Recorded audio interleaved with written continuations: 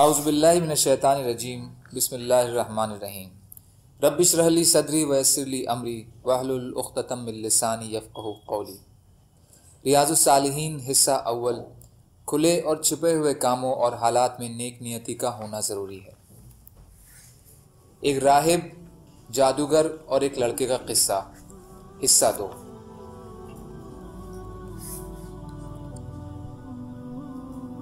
چنانچہ وہ اسے لے گئے اور اسے پہاڑ پر لے کر چڑھے تو لڑکے نے دعا کی، یا اللہ تو ان کے مقابلے میں جیسا تو چاہے مجھے کافی ہو جا۔ چنانچہ پہاڑ لرزا جس سے سب نیچے گر گئے۔ لڑکا بادشاہ کے پاس آ گیا۔ بادشاہ نے اس سے پوچھا، تیرے ساتھیوں نے کیا کیا؟ یعنی کیا انہوں نے تجھے پہاڑ کی چوٹی سے گرایا نہیں؟ لڑکے نے کہا، ان کے مقابلے میں اللہ تعالیٰ مجھے کافی ہو گئے۔ بادشاہ نے اسے پھر اپنے کچھ خاص آدمیوں کے سپرد کیا اور ان سے کہا کہ اسے لے جاؤ اور کشتی میں سوار کراؤ اور سمندر کے بیچ میں لے جا کر اس سے پوچھو، اگر یہ اپنے دین سے پھر جائے تو ٹھیک ہے، ورنہ اسے سمندر میں پھینک دینا۔ چنانچہ وہ اسے لے گئے۔ اس نے کشتی میں بیٹھ کر دعا کی، یا اللہ ان کے مقابلے میں جیسا تو چاہے مجھے کافی ہو جا۔ چنانچہ کشتی الٹ گئی اور سب پانی میں ڈوب گئے۔ یہ لڑکا پھر بادشاہ کے پاس آ گیا۔ بادشاہ نے اس سے پوچھا، تیرے ساتھیوں نے کیا کیا؟ یعنی انہوں نے تجھے سمندر میں پھینکا نہیں؟ لڑکے نے کہا، اللہ تعالیٰ ان کے مقابلے میں مجھے کافی ہو گئے۔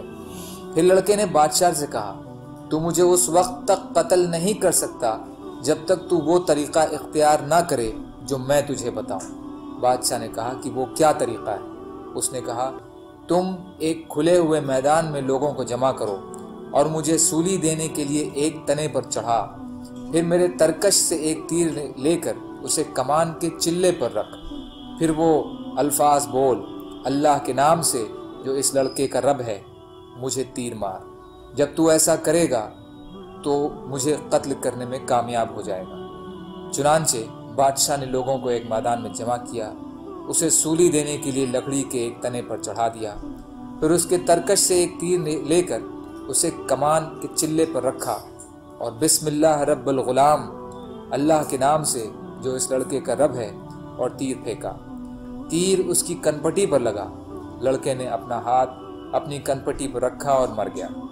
لوگوں نے جب یہ ماجرا دیکھا تو رب کائنات کی حقیقت اور الہ واحد کی توحید ان کو سمجھ میں آ گئی اور بے اختیار پکار اٹھے کہ ہم اس لڑکے کے رب پر ایمان لائے۔ لوگوں نے بادشاہ سے کہا، بادشاہ سلامت، آپ جس چیز سے ڈرتے تھے اللہ کی قسم وہی ہوا اور آپ کا خطرہ سامنے آ گیا۔ سب لوگ اللہ پر ایمان لے آئے ہیں۔ چنانچہ اس نے حکم دیا کہ سڑکوں کے کنارے خندقیں کھودی جائیں، تو وہ کھودی گئیں اور ان میں آگ بھڑکا دی گئی۔ بادشاہ نے حکم دیا، جو اپنے دین سے نہ پھرے اسے اس آگ میں جھونک دو، یا اس سے کہا جائے آگ میں داخل ہو جا۔ انہوں نے ایسا ہی کیا، یہاں تک کہ ایک عورت آئی جس کے ساتھ بچہ تھا۔ وہ آگ میں گرنے سے جھجکی تو اس کو بچے نے کہا، اماں صبر کر، یقیناً تو حق پر ہے۔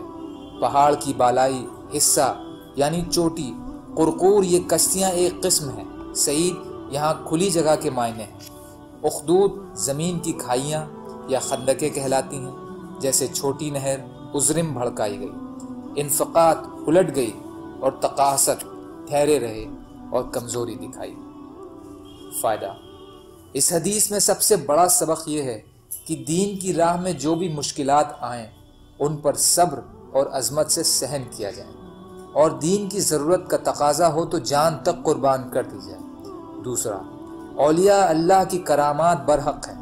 اللہ تعالیٰ کی حکمت و مرضی جب اس کی ضرورت ہوتی ہے وہ انہیں اپنے بندوں کے ہاتھوں سے ظاہر کرواتے ہیں۔ تیسرا، قرآن کریم کی صداقت کا اظہار کہ اس نے اصحاب الاخدود جیسے نہایت اونچی شان تاریخی واقعات کو بیان فرمایا، جن پر رات و دن کی موٹی تہیں پڑ چکی تھی اور زمانہ انہیں فراموش کر چکا تھا۔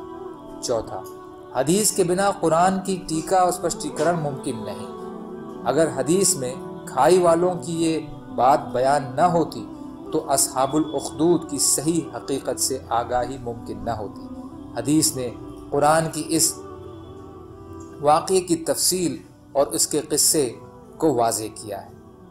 حق کے دائی کے لیے اس قسم کے واقعات استقامت کا سبب ہیں۔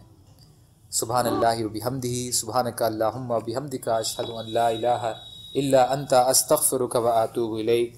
سبحان ربک رب العزت عما یصفون وسلام علی المرسلین والحمد للہ رب العالمین، برحمتک یا ارحم الراحمین، لا الہ الا اللہ محمد رسول اللہ۔